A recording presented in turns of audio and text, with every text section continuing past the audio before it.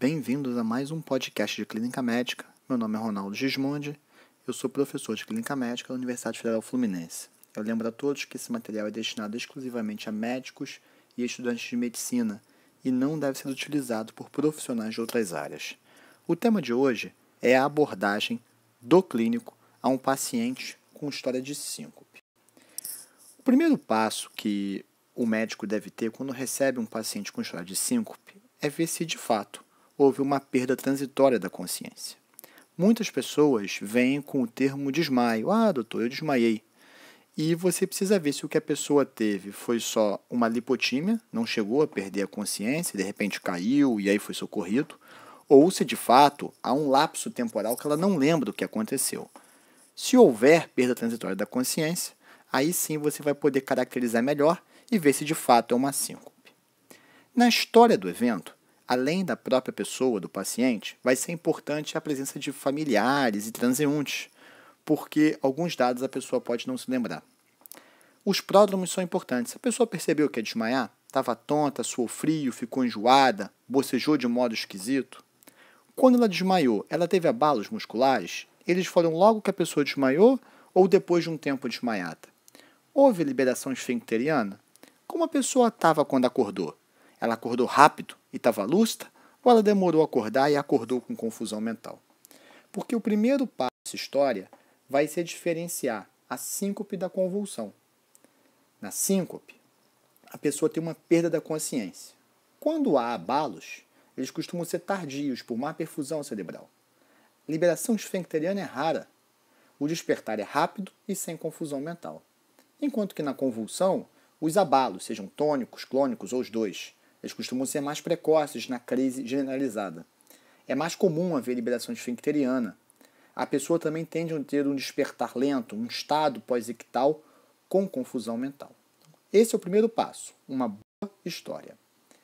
Alguns dados também são importantes de perguntar, porque sua presença na história indica que a síncope pode ter origem cardiovascular e, nesse caso, um prognóstico pior. Se a pessoa tem história de doença cardiovascular nela ou nos seus familiares, ou de morte súbita, esse é um dado que preocupa.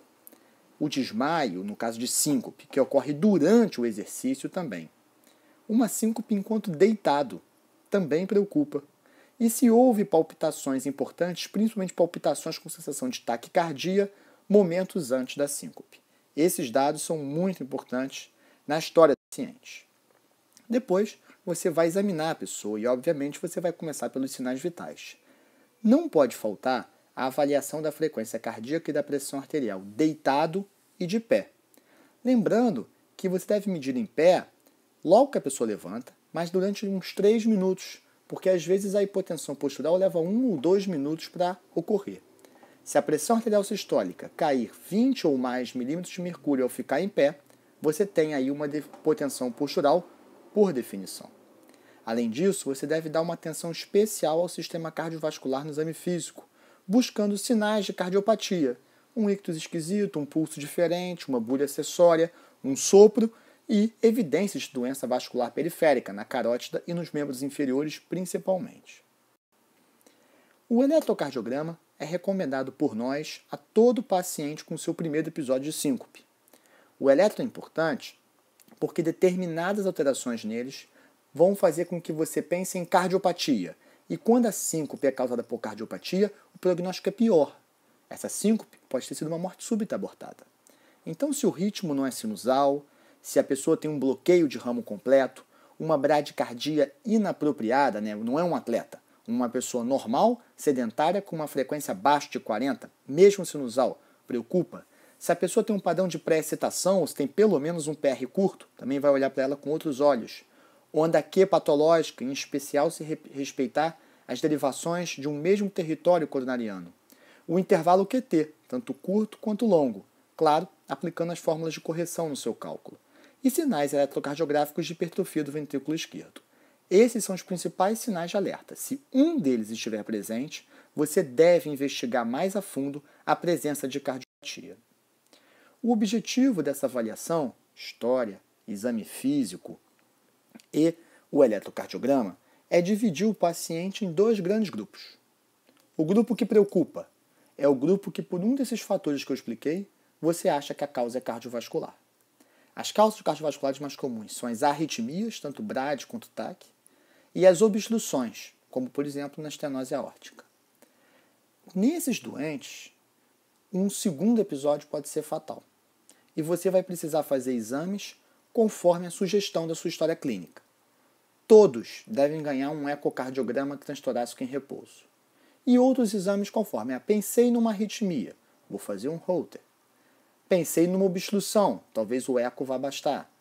Eu acho que a síncope foi no esforço. Será que ele teve uma morte súbita abortada por coronariopatia? Vou fazer um ergométrico num hospital. E você vai separar um outro grupo de pacientes com síncope, que aí as causas são mais benignas, que são as síncopes neurocardiogênicas, onde o problema não é o desmaio em si, mas sim suas consequências, em especial nos idosos, TCE e fratura de fêmur. São os dois grandes problemas da queda no idoso. Nos jovens, a causa mais comum é vasovagal. Eventualmente, essa síncope vasovagal ela é provocada, ela é situacional. Muito tempo em pé, um dia de calor, não beber o líquido adequadamente, às vezes com tosse, às vezes com micção. No idoso, quando a síncope tem características neurocardiogênicas, então ela teve pródromos, a pessoa percebeu que ia desmaiar, conseguiu se apoiar, o idoso vai ter que pesquisar hipersensibilidade carotídea.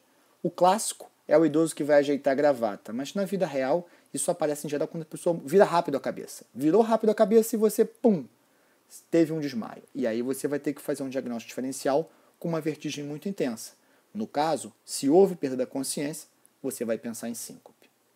Não esquecer da história medicamentosa. Os antihipertensivos, em especial os diuréticos, fazem muita hipotensão postural e uma síncope quando o idoso fica em pé. Levantei rápido, levantei à noite para ir no banheiro e aí quando eu vi eu estava no chão. É a história clássica nessas situações. Mas lembrar que há medicações não antihipertensivos que também fazem isso. Amitriptilina, ampliquitil, que é a clorpromazina, como alguns exemplos. E vocês devem também pesquisar nas síncopes de características neurocardiogênicas se não há desautonomia. Nesse caso, com frequência você tem uma hipotensão postural que não é induzida por medicação. O Parkinson, o diabetes e a amiloidose são doenças comuns no dia a dia que dão desautonomia. Nesses doentes, além da hipotensão postural, você pode ter sudorese inapropriada, uma bradicardia inapropriada quando a pessoa fica em pé, alterações na ereção, se foi homem, no funcionamento intestinal, diarreia, constipação, gastroparesia. Então, no paciente com síncope, o grande objetivo é que vocês façam a diferenciação. É uma síncope neurocardiogênica? Bom, ela deve ser benigna. O que eu vou me preocupar é que ela não recidive. Eu vou hidratar a pessoa, eu vou orientar a pessoa, se ela ficar de pé rápido, a deitar e elevar os membros inferiores ou a se agachar em cócoras, porque isso reduz a chance. Não, a síncope neurocardiogênica é de repetição. Então, eu vou medicar. Eu tenho a opção da midodrina, quando é vasovagal, mas ela é adrenérgica, no idoso não é uma boa droga. Eu tenho a fluorocortisona, que faz retenção hidrossalina, mas eu tenho que ter cuidado porque abaixa muito o potássio. E eu vou separar o grupo cardiovascular, onde eu tenho que achar a doença. Se eu pensei em síndrome cardiovascular, eu tenho que achar a doença, porque cada doença tem o seu tratamento, e essas doenças podem ter um prognóstico ruim. Quem tiver dúvida é só curtir nossa página no Facebook ou entrar em contato conosco. Obrigado e até a próxima.